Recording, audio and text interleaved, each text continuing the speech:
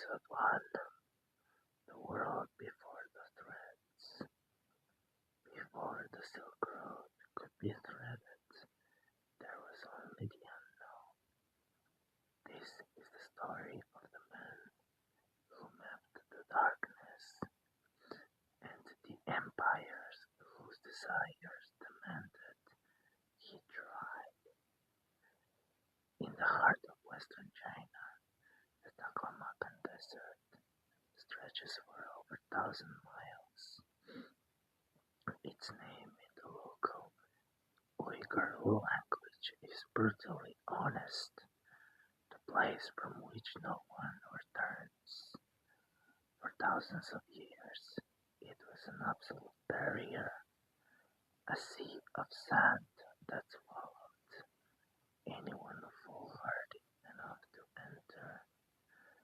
But in the late 20th century, the shifting winds did something they had not done for millennia. They uncovered the secrets. Archaeologists working in the riverbeds of the Tarim Basin began finding bodies, not skeletons, but fully preserved human remains, their skin darkened and dried by the desert salts, their features perfectly intact. They became known as the Tarim mummies, and they posed a mystery that challenged everything historians thought they knew about ancient Asia. One of them, now called the Georgian Man, stood over 6 feet tall. He had high cheekbones, a long nose, and light brown hair braided carefully. He wore a woolen cloak and felt leggings. He was buried with a simple burial mask and a woolen twill cloth. He died around 1000 BCE. He was not Chinese. He was European. Carbon dating placed some of these bodies as early as 2000 BCE, nearly 2,000 years before the birth of Christ. Here in the heart of Asia were people with Caucasian features, wearing textiles that resembled those found in Celtic Europe. They had somehow crossed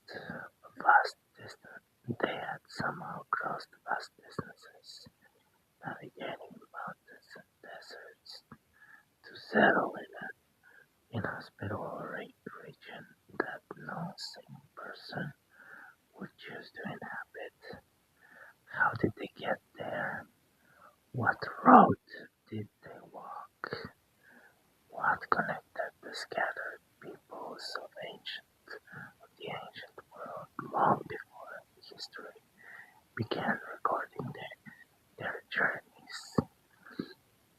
These questions would lie dormant for over 1,000 years, buried beneath the sands of time and the ambitions of empires. But eventually, they would be answered by a man who never intended to become an explorer, a man who simply wanted to complete a mission and return home. To understand the beginnings of the Silk Road, we must first look at the two ends of the world as they existed in the 2nd century before Christ. In the West, the Roman Republic had just emerged victorious from the Punic Wars. They had crushed their great rival Carthage and declared themselves master of the Mediterranean Sea. The Roman Senate now controlled the trade routes that stretched from Spain to Egypt, and the wealthy citizens of Rome had developed insatiable appetite for luxury. They created spices from Arabia, pearls from India, and above all, a mysterious fabric that came from a land they could not locate. The Romans called it Ceres, meaning the thing of the silk people. They did not know how it was made. Some believed it grew on trees, others thought it was type of wool combed from leaves. All they knew that it was impossibly light, shimmered like water, and cost its weight in gold. Roman women would stand in the forum, holding up bolts of silk, and wealthy matrons would bid fortunes for a single yard. The silk came from somewhere east, but the Parthians, who controlled the overland routes, guarded the source jealously and charged exorbitant prices for its passage. Meanwhile, at the other end of the world, the Han Dynasty had unified China, but by 100 BC, 140 BCE, a young emperor set a dragon throne in the capital city of Shanghai, which we now call Xi'an. His name was Emperor Wu, meaning the martial emperor, and he faced a problem that no amount of gold could solve. For decades, the northern and western borders of the Han Empire had been blighted by the nomadic confederation called the Xiongnu. These were mounted warriors of the steppe, raised on horseback, who could ride 500 miles, raid a village, and disappear back into the grasslands before the Han army could mobilize. They were faster, they were stronger, and they controlled the trade routes to the west. The Han had tried buying them off with silk, grain, and even imperial princesses given in marriage. But the Xiongnu always came back for more. Emperor Wu was not a patient man. He was a gambler, a visionary, and a strategist. He refused to simply defend his borders forever. Through spies and captured Xiongnu warriors, he learned something interesting. The Xiongnu had an enemy of their own, a tribe called Yuezhi, who had once lived to their west. The Xiongnu had defeated the Yuezhi in series of bloody battles, killed their king, and made his skull into a drinking cup. The Yuezhi had fled far to the west, becoming refugees, searching for new lands. The emperor saw an opportunity. If he could find the Yuezhi and form an alliance with them, he could attack the Xiongnu from two sides, crushing them in a pincer movement. It was brilliant and strategic thinking, but it required something that the Han Empire didn't have: knowledge of what lays beyond the Xiongnu territories. No Chinese official had ever traveled more than a few hundred miles west of the capital. The lands beyond were filled with monsters and demons importance in the popular imagination.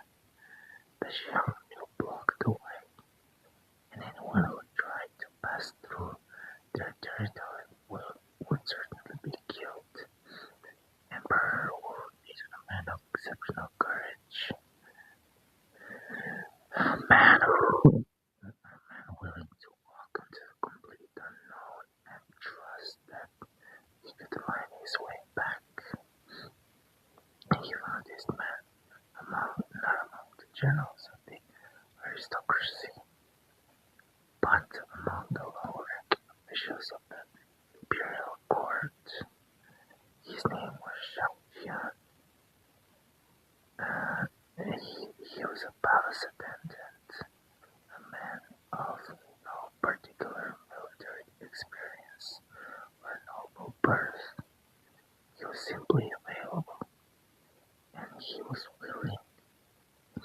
In 138 BC, he stood before the emperor and accepted his mission: travel west and find the Yuezhi and bring them back as allies against the Xiongnu. Zhang Jian was given 100 men.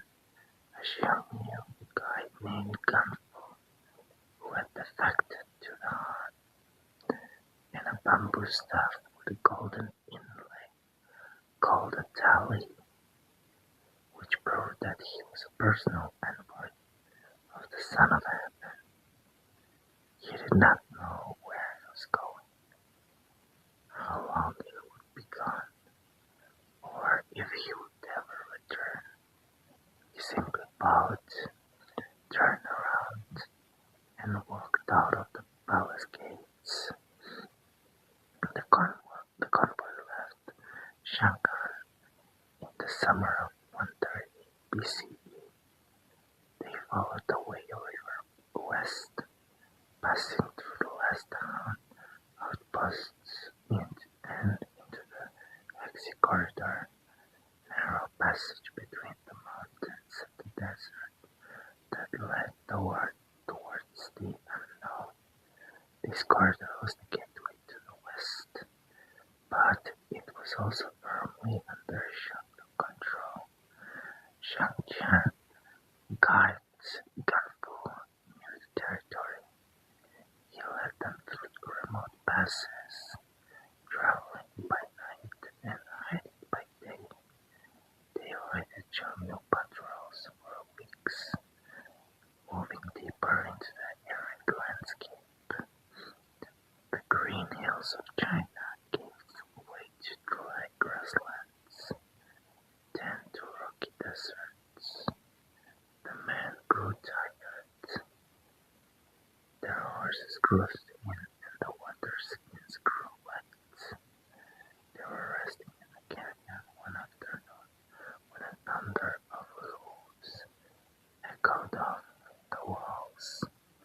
Before they could mount their horses, hundreds of Xiongnu warriors appeared on the ridges above them, surrounding them completely. Zhang Jian men drew their swords, but they were hopelessly outnumbered. Ganfu tried to negotiate, but he was struck down and captured along the rest. Zhang Jian's imperial tali fell to the ground, and he was bound and dragged before the Xiongnu Zhangyu, their supreme leader. The Zhangyu was not angry. He was amused. He looked at the captured Chinese envoy and laughed. Zhang Jian, he said through an interpreter, you carry a gift for the Yuezhi. The Yuezhi are north of us. Does your emperor think I would let you pass through my territory? It is laughable. If I send an envoy through China, would your emperor let him pass? Zhang Jian had no answer, but Zhang Yu's logic was unassailable. He didn't kill Zhang Jian. Instead, he gave him a wife, a young new wife. He gave him a livestock and a yurt. He gave him a prison of comfort, hoping that Zhang Jian would forget his mission and his emperor and become one of them. Years passed. Zhang Jian learned the Xiongnu language. He learned how to ride like a nomad, to hunt with a bow from horseback, to endure the freezing steppe winters. His wife bore him a son. He laughed with his captors and participated in their feasts. At night, alone in his yurt, he looked at the stars in the east, towards China, and remembered who it was. He kept his imperial tally hidden under the bed, waiting for an opportunity that might never come. 10 years passed, a decade of exile. The Han's court surely thought the Zhang Jian was dead. Emperor Wu had likely forgotten his name, but Zhang Jian remembered, and in 128 BC, the opportunity finally arrived. The Xiongnu were distracted by internal conflict. The Chengnu was away with the main army, leaving only a small garrison to watch over the prisoners. The Shangjian made his decision. He dressed in his warmest clothes, retrieved his hidden tally, and looked at his sleeping wife and son. He could not take them. The journey would be too dangerous, and they would slow him down. He touched his son's hair gently, then slipped out of the yurt into the darkness. He gathered a handful of his original followers, who had survived the decade of captivity. They stole horses and rode west, away from the camp, away from the only home Zhang Jian had known for 10 years. They rode through the night, and by dawn they had left the Xiongnu behind. But Zhang Jian did not ride east, back to China. He rode west, deeper into the unknown. He still had his mission. He still had to find direction. They crossed the steppe and entered the mountains, the Pamir Mountains, which would later be called the roof of the world, rose before them, peaks covered in perpetual snow. They climbed passes so high that the air burned in their lungs, and men collapsed from exhaustion. They ran out of food and ate their pack animals. They suffered frostbite and snow blindness, but Zhang Jian pushed on, driven by the stubborn determination that had survived 10 years of captivity. After weeks of crossing the mountains, they descended into a valley so fertile and green that it seemed like a paradise. This was a Fergana Valley in what is now Uzbekistan. Here Zhang Jian encountered people who were not nomads but settled farmers, living in walled towns and trading in busy markets. They spoke a language he did not recognize, but through gestures and interpreters, he learned that this kingdom is called Taiwan, meaning Great Ionians. They were the They were descendants of Greek soldiers who had settled after the conquest of Alexander the Great centuries before, mixing with the local population. And in the pastures of Taiwan, Zhang Qian saw something that made his heart race. Horses, magnificent horses, tall and muscular, with flowing manes and powerful legs. They were nothing like the small shaped ponies of the Chinese cavalry. They were the legendary heavenly horses the Han had only heard rumors of. The locals claimed that they sweated blood, a reddish fluid that oozed from their skin, probably a parasitic infection. But to Shang-Qian that it was magic. He knew immediately that these horses could transform the Han military. With horses like these, the Chinese cavalry could match the Shu horsemen and finally defeat them.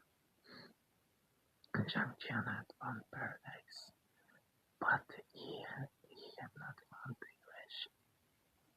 They had moved again, driven further south from the Shu years before. So he gathered his remaining men, thanked the king of Taiwan, and continued south. The party crossed the Oxus River, which we now call the Amudarya, and entered the region of Bactria in modern Afghanistan. Here finally, after 2 years of wandering, since his escape from the Xiangnu, Shang-Qian finally found the Yueshi. But the Yueshi he found were not the desperate refugees described in the Han intelligence reports. They had conquered Bactria, a rich and fertile land, and had settled down to enjoy their conquest. They had become the new masters of the region, ruling over a settled population of farmers and traders. They had no interest in returning east to fight an old enemy. Zhang Qian spent a year with the Yueshi trying to persuade their king to join the alliance. He described the wealth of China, the power of the Han Emperor, the glory of defeating the Xiongnu together. The Yueshi king listened politely, then declined. The Xiongnu took our lands a generation ago. He said, that is the past. Look at us now. We have conquered new lands. Richer that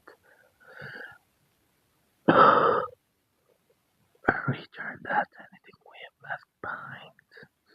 We have peace. Why would we travel thousands of miles across desert and mountain to fight an enemy who no longer threatens us? We have nothing to gain. Zhang Qian's primary mission, the military alliance that Emperor had sent him to forge, was a failure. But Zhang Qian was not content to simply return home with bad news. He had spent a decade among nomads and 2 years wandering through unknown lands. He had learned to keep his eyes open. During his year with the Yueshi, he traveled extensively through Bactria. He visited its markets, talked to its merchants, and learned about the lands beyond. And in the bazaars of Bactria, he made discoveries that would prove more valuable than any military alliance.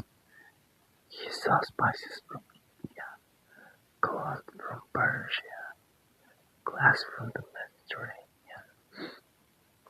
He saw merchants speaking dozens of languages, trading goods that had traveled thousands of miles. And then he saw something that made him stop cold. On a merchant's stall, he saw bolts of bamboo and cloth. Not just any bamboo and cloth, but bamboo from the province of Shu in southern China, and cloth woven in the same region. He knew that. He knew that because he had grown up near Shu.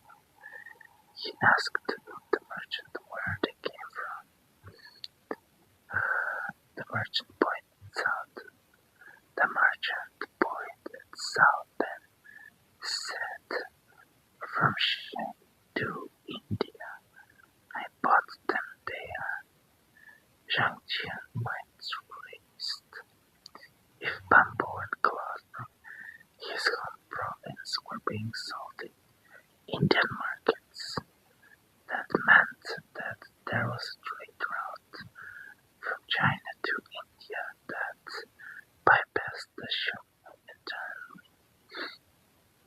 A southern route through the mountains of Tibet and the jungles of Burma that no one in the Han court knew about.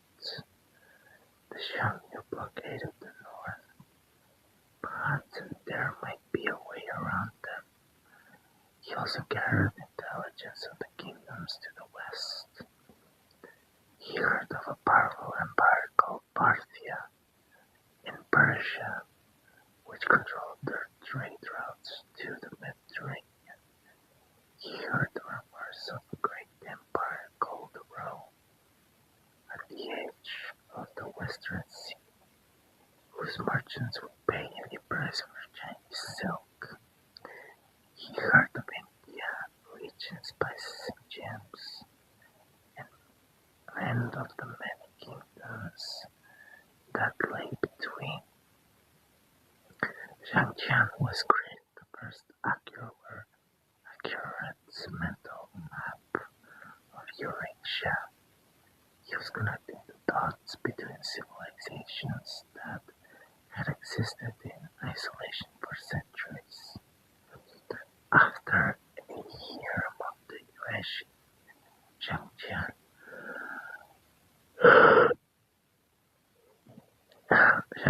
finally returned for home. It was 126 BCE, 12 years after he left Shangan. He had not returned the way he had come. He attempted to take the southern route through the Tibetan plateau, hoping to avoid the Xiongnu entirely and find the trade route to India he had learned about. But the gods of the road had one more trail for him. In the mountains of Tibet, he was ambushed again by the Xiongnu.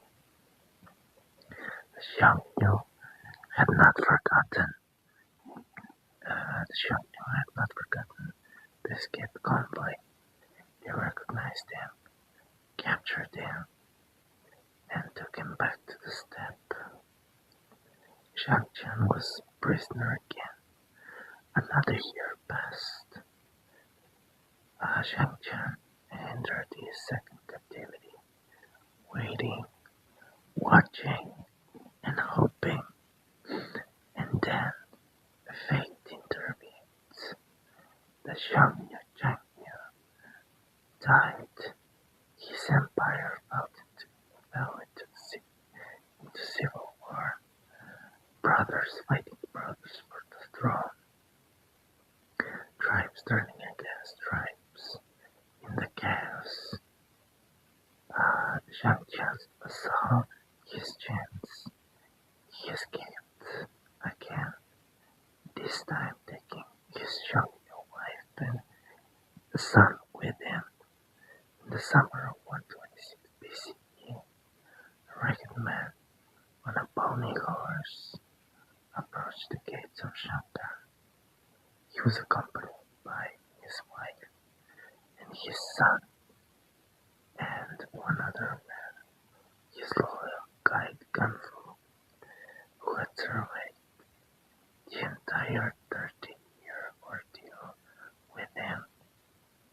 Of the 100 men who had left with Zhang Jian, only 2 returned.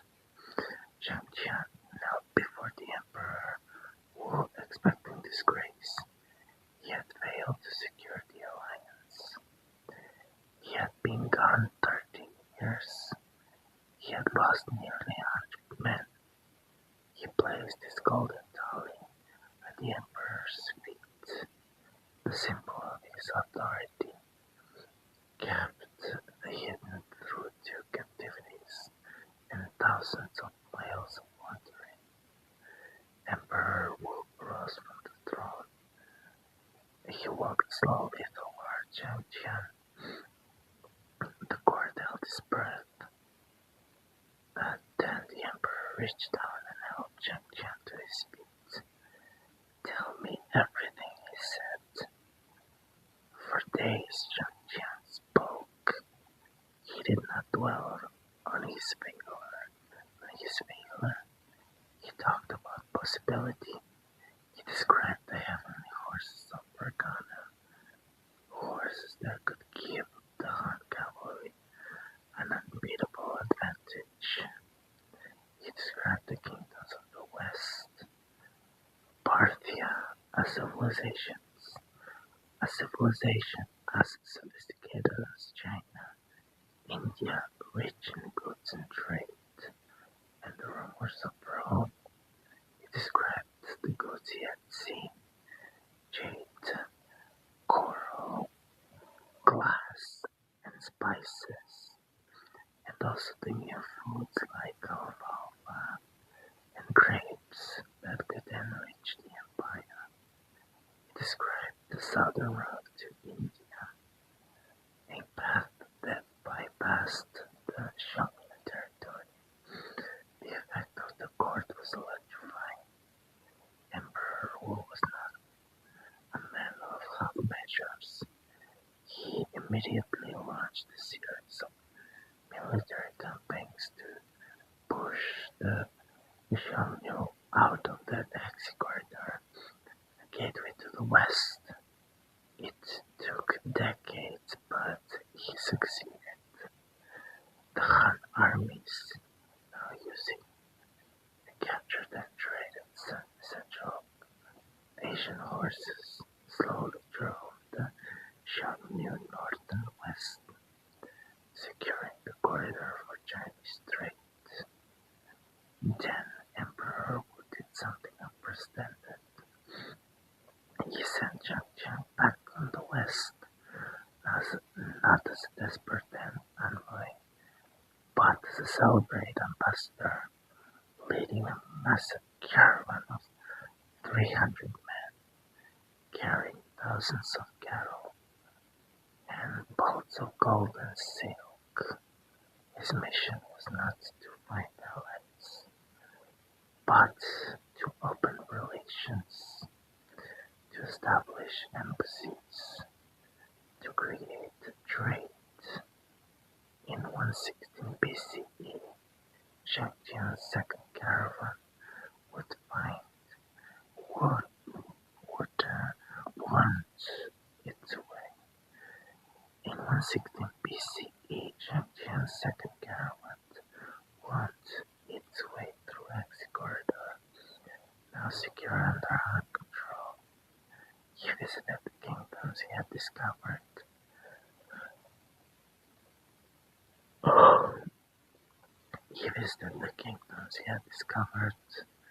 Taiwan, The Jewish Bactria. He established diplomatic relations, exchanged gifts, and opened trade routes. He sent emissaries further west to Parthia and beyond, carrying Chinese silk and bringing back news of the world. Zhang Qian died a few years later, honored and revered. He never knew what he had started. Chinese historians would call his mission the piercing of the void, the moment when the unknown became known, when the empty spaces on the map were filled with real places and real people. He did not invent the trade routes of Central Asia. The tariff mummies proved that the people had been moving across that region for thousands of years. But he mapped those roads, he named the kingdoms along them, and he convinced the empires to use them. After Shangqian, the paths across Central Asia were no longer rivers, they were roads, and soon they would carry not just silk and horses, but faith and fire, plague and prayer. They would build and destroy enemies. They would become the greatest network of exchange the world has ever seen. The Silk Road was not built in a day, and it was not built by an emperor. It was built by a man who spent 13 years walking into the unknown, who was captured twice, who lost nearly everyone who followed him, and who returned home not with what he was sent to find, but with something more, with something far more valuable, knowledge. In the 2,000 years that followed, the road Shangqian opened would be walked by countless others, Buddhist monks carrying scriptures from India to China, Nestorian Christians carrying their faith to the east, Muslim scholars carrying philosophy to Baghdad, Mongol horsemen carrying death across the continents, and Marco Polo carrying stories that would inspire a generation of explorers. All of them walked in the same footsteps of a man whose name most people have never heard. Shang-Chian opened that door, and once the door was open, nothing would ever be the same. This is the episode. This is the end of episode 1. Thank you for everyone who was listening.